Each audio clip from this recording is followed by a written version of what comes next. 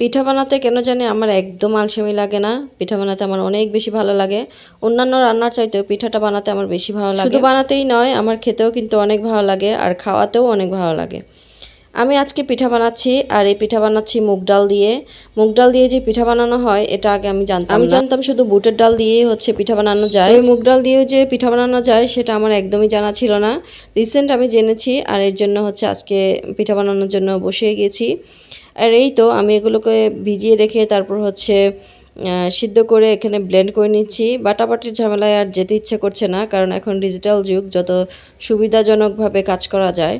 তো এখানে আমি যে পেস্টগুলো তৈরি করেছিলাম ব্লেন্ডারে, ওগুলো কিছু পানি নিয়ে ওগুলোতে আমি একটু পানির সাথে মিক্স করে নিয়েছি। আর এখন হচ্ছে লবণ দিয়ে দিয়েছি সুন্দর একটা কালার আসার জন্য। এখানে আমি অরেঞ্জ কালার দিয়েছি, আর এটাকে ভালো করে মিক্স করে নিচ্ছি।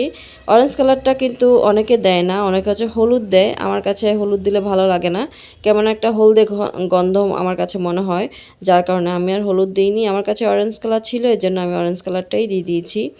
আর এই তো আমি হচ্ছে এখন আতপ চালের গুঁড়া দিয়ে দিয়েছি।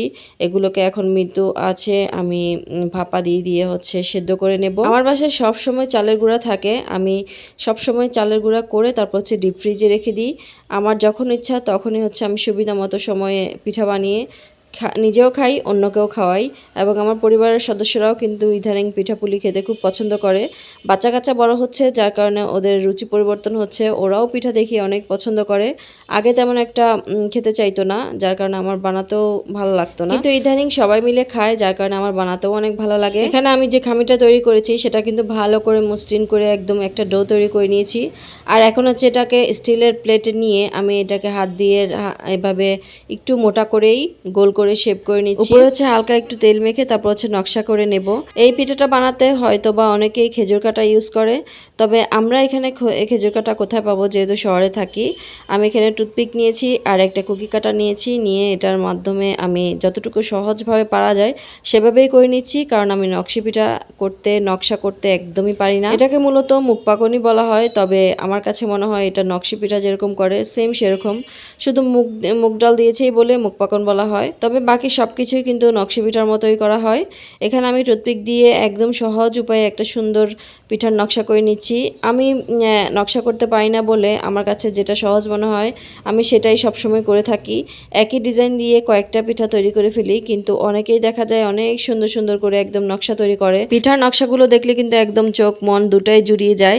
অনেক ভালো লাগে আমার কাছে এই পিঠাগুলো। আমার কাছে তো খাওয়ার চাইতে দেখতে অনেক বেশি ভালো লাগে, আর বানাতেও অনেক বেশি ভালো লাগে। তো যাই হোক, এখানে এখন আমি ছুরিটাও ইউজ করতেছি, কারণ এই ছুরিটা দিয়ে করলে আমার কাছে মনে হচ্ছে সহজ হচ্ছে। এই কারণে একটা সুন্দর সূর্যমুখীর মতো করে ফেললাম। এই ডিজাইনটা কিন্তু অনেক অনেক সহজ, চাইলে আপনারাও করতে পারেন। যারা আমার মতো একদম নিউ, যারা একদম ডিজাইন করতে পারেন না, তারা কিন্তু করে নিতে পারেন। আমি কিন্তু আগে পারতাম না, তবে ট্রাই করতে করতে এখন যতটা পেরেছি আলহামদুলিল্লাহ। তো এখন হচ্ছে আমি এগুলোকে তেলে ভেজে নেব। তেল কিন্তু এই পিঠাতে মোটামুটি ভালোই লাগে, কারণ এটাকে ডুবো তেলে ভাজতে হয়, আর অনেক সময় ধরেই ভাজতে হয়, একদম মুচমুচে করে নিতে হয় যাতে করে ভেতর থেকে হয়ে আসে, এজন্য সময়টা একটু বেশি লাগে। আমি যখন এই পিঠাগুলো বানাচ্ছিলাম তখন কিন্তু রাত অনেকটাই হয়ে গেছে, সবাই ঘুমিয়ে গেছে, প্রায় রাত 1:30-2টা বেজে গেছে। তো আমি আর সেদিন পিঠাগুলো শিরাই দিইনি, পরের দিন আবারও তেলে ভেজে তারপর হচ্ছে এখানে আমি গুড় দিয়ে একটা শিরা করে নিয়েছি। এগুলো হচ্ছে খেজুরের গুড়, এই খেজুরের গুড় দিয়ে শিরা করে তারপর হচ্ছে এখানে আমি আবার ভেজে তারপর এই মুখ পাকনগুলো শিরার মধ্যে চুবিয়ে নিয়েছি। তবে আমার বাসার সবাই হচ্ছে মুচমুচে চিনি ছাড়া, মানে মিষ্টি ছাড়া যেই মুখ পাকনটা তেলে ভাজা হয় সেটাই খেতে বেশি পছন্দ করে, কারণে আমি শিরার মধ্যে খুব বেশি পিঠা বানাইনি, মাত্র 3-4টাই পিঠা বানিয়েছিলাম শিরার মধ্যে চুবিয়ে। তো বাকি সবগুলোই হচ্ছে এমনিতেই মুচমুচে ছিল, ওগুলো আমি একদিকে তেলে ভাজতেছি আর অন্যদিকে খাওয়া হয়ে যাচ্ছে। সবাই এত বেশি মুচমুচে পিঠাগুলো পছন্দ করেছে, চিনি ছাড়াই এগুলো কিন্তু অনেক বেশি মজার হয়, মানে মিষ্টি ছাড়াই এমনিতেই অনেক বেশি মজার এগুলো। যারা মিষ্টি খেতে বেশি পছন্দ করে তাদের জন্য ঠিক আছে, বাট যারা মিষ্টি খেতে একটু কম পছন্দ করে তাদের জন্য কিন্তু এই মুচমুচে পিঠাটা দারুণ, একদম খুব মজা লাগে। পিঠাটা দেখতে যেমন সুন্দর, খেতেও কিন্তু অনেক মজার হয়। অবসর সময় বা এমনিতেই বিকালে নাস্তায় বা বিয়ে শাদিতে বা কোনো মেহমান অতিথি আসলে এই পিঠা দিয়ে যদি আপ্যায়ন করা হয় তবে কিন্তু পিঠা দেখেই সবাই অনেক বেশি খুশি হয়ে যাবে এই মুখ পাখন পিঠাটা খেয়ে।